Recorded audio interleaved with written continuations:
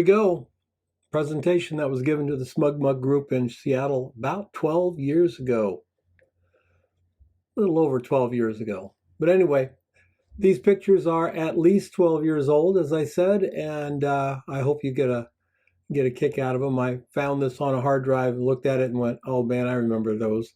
So we're going to look at some lighting styles that probably aren't that popular today, but I need to tell you something first. There are no rules, folks. None. Rule number one is there are no rules. Rule number two is see rule number one. If you like something, you do it. If it's natural light, you do it. If you need 12 strobes, you do it. It's your vision. But light can make or break an image. A great photograph can be ruined by bad lighting. And a good photograph can be enhanced by good lighting. Lighting can create emotions in what you see. It defines a subject, the mood. It can make you happy, sad. Lighting can take a simple portrait and make it dramatic. It can take a dramatic portrait and make it mellow. It's all about the light. What you do with the light, that's your choice. That's your spark as a photographer. Joni Mitchell, I love Joni Mitchell. She said this little quote here. I'm not going to read the quotes to you. It sounds better when Joni does it, and it comes off kind of cheesy when you sit and look at a PowerPoint presentation and someone reads it to you, don't you think? It's like, I think I can handle that. Ansel Adams, he understood light. He understood light probably more than any photographer up to his time. And he redefined how we think of light for a long, long time. Irving Penn was one of the great fashion and studio photographers. And gives you something to think about. When you're out photographing, you think, is this effective? Am I doing something effective? Is this working? That's the word we use a lot. Does this work? Mystical. Light can be mystical. Of course, we have a mystical beach and some fog, and we have a couple of girls in matching outfits, and I don't know what they're doing. They were just playing around, and I shot them. Wasn't hard. Didn't add any light to it. We didn't use the strobes that day. We didn't use anything. We just let it go dark and mystical. Kind of brings in a little bit of fun to it. The hero lighting, light your subject up, frame them like this shot, which actually was done in Seattle, I believe, the year before. Backlight's always been kind of a flirty thing for me. It's kind of, what's the word? It plays with the emotions. There's that sense of beauty with backlight. And Lindsay was standing in the sun, and he brought a fill card in real close, little white fill card, 2 foot, 4 foot, something like that, real close, and we snapped it. Soft lighting. This was in Philadelphia, and Bree was, we were out doing something, making some photographs, and Bree was under an overcast sky with a large white building right next to her, just a huge white building. I brought her in close, shot it. Soft, soft light, but look at the soft light falling on the shoulders and the hair. It's the overall photograph is soft. Soft hair, soft hoodie, soft light. I love defining light. I love side light when it's a little more poppy than the light itself. Like this shot, we used a strobe on this shot. There's a strobe aimed right at her face, small diffuse strobe. And then the sunlight just gives the entire body shape a defining light edge. In Houston, gentleman is being lit by the sun in the front and a strobe from the back, like the shadows brought the railing up into the picture. He's facing away from us and over his shoulder. It gives the light a sense of urgency in my mind. It's like there's something happening here. And I think that a soft light portrait here wouldn't have been my vision. So it was something a little bit hard. In the studio, I light, even to this day, I light what I call beauty lighting, which is the light is right over the camera. There's a fill card below the chin. There are fill cards on the side meant to mitigate any shadows on the side. This is a portrait I would shoot it this way today. It's how I learned to shoot, and it's my vision of what beauty lighting looks. I'm not crazy about nose shadows, lip shadows, cheek shadows, light under the eyebrows. Darkness under the eyebrows. I'm just not crazy about it, so I do it my way. This is in Santa Barbara, and we were down in the tunnels. It was kind of late in the evening, so I brought out a flash. I think we had just done a workshop and brought out a flash and mixed the daylight with the ambient orange lights of a tunnel in Santa Barbara. That was fun. This was done in Mexico. It's Christina. This is all natural light. White card brought in on just camera right. Just let the light, the natural light around it, light her up. Now the white card, it's important to understand the white card is not in the sun. That would have been a bounce card, and that bounce card would have been very, very bright, and it would have given her highlights on the side of her face. I didn't want that. I wanted the blown out window. I wanted that feeling of warmth. So the white card is actually in the shade, the same shade we're in, but it's bright enough because of the ambient light behind her. It's a lot of fun.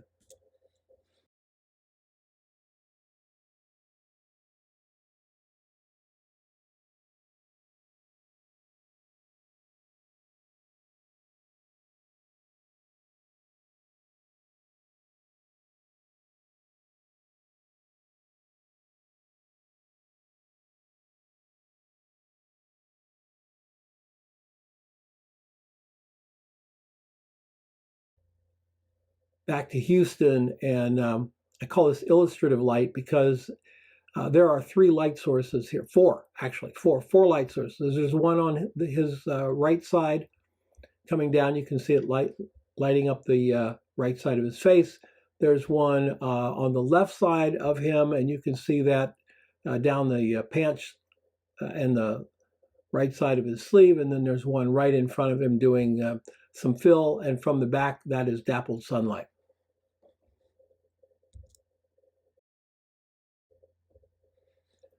I love to play with light that's up on the wall. This is using ambient light, fast shutter speed, and a strobe to freeze her in the air. Really soft light. We're in the shade here. There is a white building behind me, two-story white building behind me, probably 100 feet. You can see it in her eyes. You can see the building in her eyes. We also had a white card brought in close, and I wanted a feeling of sunlight. So that's a strobe coming through coming through the side window, lighting her up there, giving that feeling of daylight. Sun was down a long ways. This was in Florida. Every shot I did on the beach in Florida had seagrass in it because I live closer to the West Coast and we don't have seagrass. So the fact that there's seagrass in it says Atlantic coastline. That was important to me. This is a single strobe held high over camera. It's a little tiny beauty dish, actually. Very striking light. I used 3 lights on this.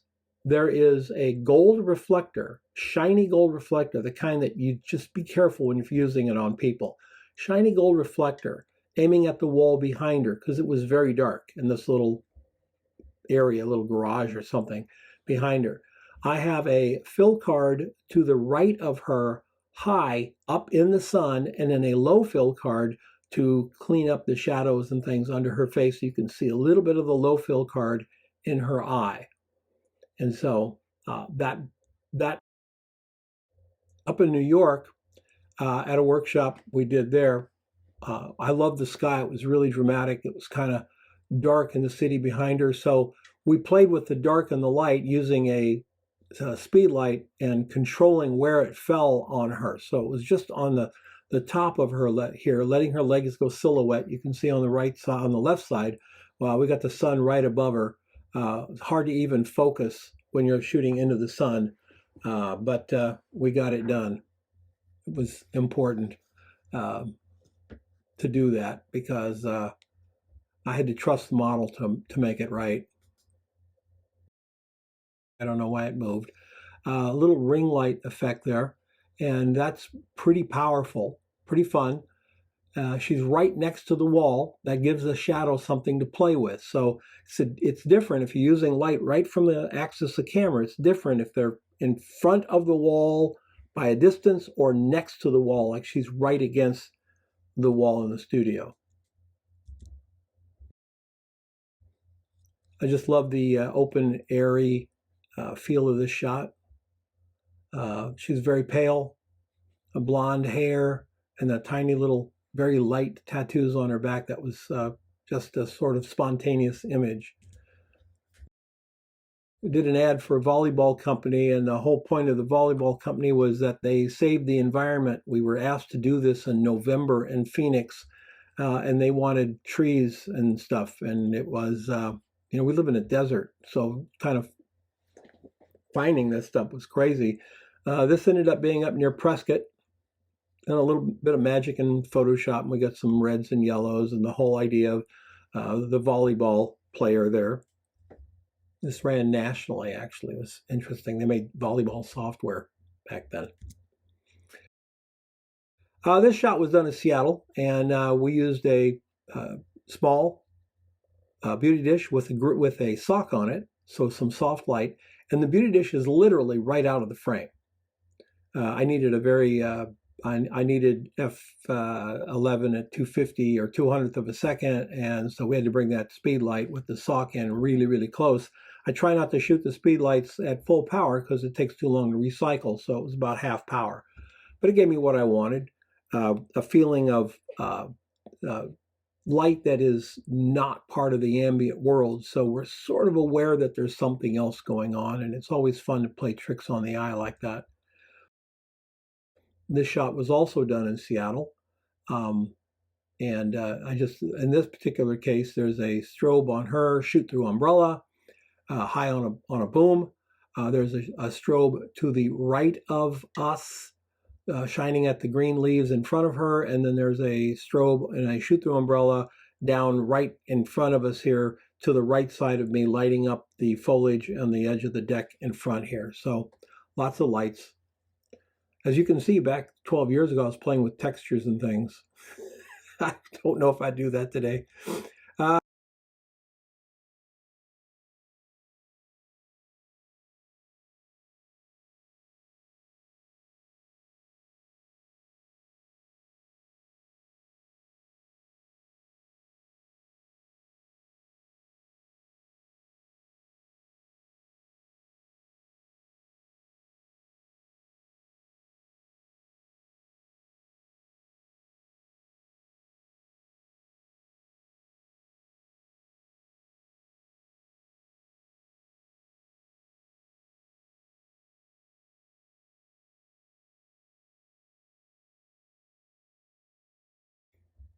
Also done in Seattle, for those of you who know where this is. There's a shoot-through umbrella to our right, and a hard strobe way off in the distance to her left, just giving a tiny wink of light down her arm and on the side of her face, just ever so slightly. It's blocked off with some barn doors so that it doesn't cast a shadow.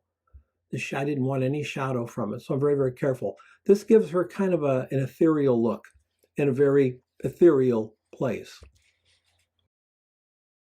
Negative space with side light, putting the negative space behind her. Her pose, her chin down, that very crisp light coming down the side of her face. To me, it's kind of a melancholy shot. The pose lends itself to that. The lighting lends itself to that. I was very careful to make sure that her hair fell in back of her face, so that the face would come with light on it in front of that very dark background of hair. Here's another one with negative space. She's leaning in here. She's bringing it in. We have a beautiful soft light to the front. You can see how soft the transitions are. And then we have a hard light coming from the back just to shape the fingers and catch that earring and put a little light into the hair. And the negative space gives it an air of mystery. No negative space here. I wanted her screaming. I got her to really scream. We got a big softbox just to the right of camera and a smaller softbox on a boom to the left. And of course, we're shooting into a giant white card with two umbrellas on it. White background, that is, white seamless with two umbrellas. So we got this feeling of, it was fun. Also in Seattle, spotlight on the left, a spotlight on the right from the right. So we have side light on the young lady on the right, and we have a soft gridded light right on the young lady on the left, which pops her out from the background. And you can see the ambient light is very much darker than the strobe. This is not something I would probably do today, but 12 years ago was 12 years ago. And by the way, 12 years ago, this hair, it was still white. No change there. A couple of fun shots, lighting coming in from a big window in, I believe, Baltimore. And the young lady on the right was shot in the studio with a very small umbrella in bounce shape, very small, so that we could get that highlight behind her, reflecting off the partially glossy wall, and also get that fairly sharp shadow, because the shadow adds to it. It really makes it part of the shot. And I used a 20-inch umbrella into the strobes. iPhone shots. What version of iPhone was this? I don't know. It's iPhone 2G, it says on my notes, and I don't remember them being they're not very big on my computer. I still have them in a folder. They're not very big. So these were iPhone shots in natural light. And you can see having that gentleman in and out of the light, that's kind of dramatic. The young lady there was getting to be, I think it was the last shot of the day. We're just getting ready to call it quits because the sun was getting way too high. So what I did was I moved her up into the sky. That dramatic shadow under her chin and under her arms makes the image pop. Portrait shot in Seattle. Giant softbox just from the side. I had the young lady turn into the softbox. Bree on the beach. Two soft umbrellas next to each other. What I mean soft is shoot-through umbrellas, two shoot-through umbrellas, a little stand I had made that held two, with two speed lights and just some nice light down the side here.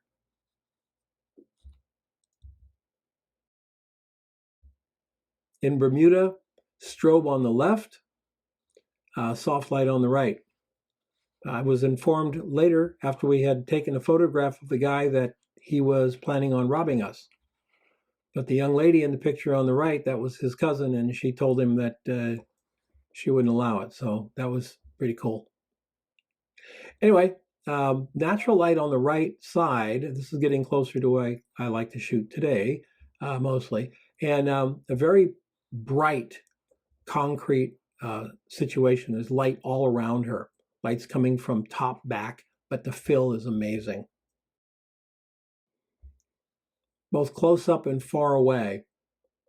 The light on the leaf is, and her face on the left is all part of the feeling of it. It's very mysterious. It's very interesting, more interesting than, say, just a headshot. And on the right side, bringing the camera close to the surface and up to the subject is kind of fun as well. That was natural light too. Both of these are natural light. Back to Bermuda. She did this on her own. This was a pose. She was stretching her back. I thought it was really unique, so I shot it. That's sunlight coming through a cloud on the right, giving me a big, nice softbox. More studio lighting. This is a 60-inch umbrella with a very large 4x4 white card propped in front on both of the shots, and a spray light against a gray background. You can see it's brighter behind them at the bottom than it is at the top. We're using a spray light, much like we use in product photography, and a beauty dish above them for hair light. So lots of lights. Very soft and very much in the style I would shoot them today. Bree up near Flagstaff, Arizona, very stormy day. It just finished raining, and I thought this would be kind of fun, so we stopped and did it. Bare speed light, aimed right at her, right from camera. Back to that whatever it was, 2G iPhone. I don't know what that was. Maybe that was an iPhone 5, maybe 4, possibly. All I remember is when you push the button to take the photograph, it took a while for that photograph to happen. So this young lady's in the back. We're using a very large scrim in sunlight, and she's right behind the studio doors there. Hard light from a beauty dish without a sock on it, and we only use the modeling light here. So very high ISO gave us this grain look to it, and it was a lot of fun. But using just the modeling lights and moving that light with the camera. My assistant moved the light. As she would move, he would move that light right into her face. So it was constantly lighting her face. What it did everywhere else wasn't important. Well, this was taken underneath an underpass, a real short underpass, narrow road above. So there's light coming ambient from the left and ambient from the right. She sort of fell into this pose, and I thought, wow, she looks like a marionette there. And I thought that was really cool. But that side light, you can see the pillar in front. We've got equal side light, left and right, and it just turned out to be good. But I had to turn her face one way or the other. I'd have a black streak down her face. But the light sort of animates her. It's almost like theatrical lighting from both sides. We're in Akron, Ohio here, and she is standing in the middle of the street. That is black pavement behind her, but it's lit because of bouncing sunlight. She's being lit by that same sunlight hitting a window behind me and throwing a big bright reflection down onto the ground. That's where she is. We're in the middle of the street. Somebody's watching for cars, and that was a lot of fun. Just really, really simple. Look how dramatic the light looks. A little bit of a breeze blew the hair in the eyes. I like that. I don't try to get rid of it. I like that natural look, even today. Now, these shots were old 10 years ago. These shots are probably 25, 30, 35 years old. The one on the left shot on Polapan, which was a black and white instant slide film. And those are movie lights. And they give those were Fresnel lenses, and they give a very interesting shadow pattern. The one on the right was window light with a movie light above her. So that's big, big window, and we've got a little movie light on a boom above her. We move it in and get that very bright light on her hair. But the light from from the window just lights up the face because I have her face turned into it. More of those 2G iPhone photographs. Also in New Orleans, we had a lot of fun there. I love to play with shadows. I love to play with shapes. The little thing at the top there. Now she was in total shade, but out behind me, this is like one of those little short alleys out behind me. Very bright, very nice day, and so we're just feeding off the ambient light, feeding into the corner here. There's a little bit of light hitting just to the right side of this, so I had an assistant hold a gold reflector, and you can see the little highlight of the gold reflector. That's very far away from her, because gold reflectors, hurt somebody with those things. They're very, very bright. It's very far away from her, but we just got a little bit of pop on that wall, and we got that great shadow. Probably the oldest shots in the presentation here. These were done in the late 80s, and this is daylight. This is Pat, and we were out at Papago Park, and it's just really fun. It's like dawn, and behind me is my my movable fill card, also known as a 1962 Ford white Econoline that I got for $4,000. It didn't even have a back seat in it, but it was painted white. And what a great fill card. Just put it somewhere, and she's standing there, and the sun's hitting the white van and coming back at her. Oh, did I mention it was a matte white, not glossy? Not glossy. It was a matte white truck. Why it was painted matte white? I don't know. I didn't paint it, but I bought it. And I used it for a long time, full of grip gear and the whole bit. Now, it's funny when people go, I shoot natural light, and they go out, with their camera. I shot a lot of natural light. I went out with a grip truck. So we had scrims and modifiers, flags, reflectors, the whole bit. So that's still how I roll. A couple of fun shots. Backlight is always fun. Got backlight on the left side. She's being lit up by a big building behind me. This is totally natural light, but there was a large fill card to my right to the left of camera. The one on the right, that backlight, look how it sculpts down the side of her face and her hair and her arms. And it just creates a really fun interplay. It gives dimension to the photograph that I really, really like. This is done with movie lights. This was shot on Kodachrome 40. On the left is a photograph done with window light, bright sunlight coming through the window across the body, letting the exposing for the bright part of the skin and letting the darker skin go into shadow.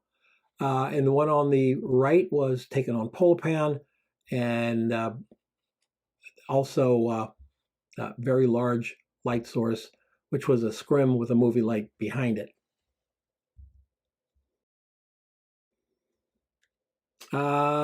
Direct flash. This is a flash with a little Stofan on it up above, aiming right at her nose. See, the key of using flash for me, speed lights, is to keep that light focused on the nose, the direct line of the nose, not the camera, nothing else. So the assistant aims the flash right at the nose. We get a little bit of a sharp line shadow under the chin, but we don't get nose shadows. And if you want something to look flash lit, get a shadow off the nose or under the lips or all that stuff.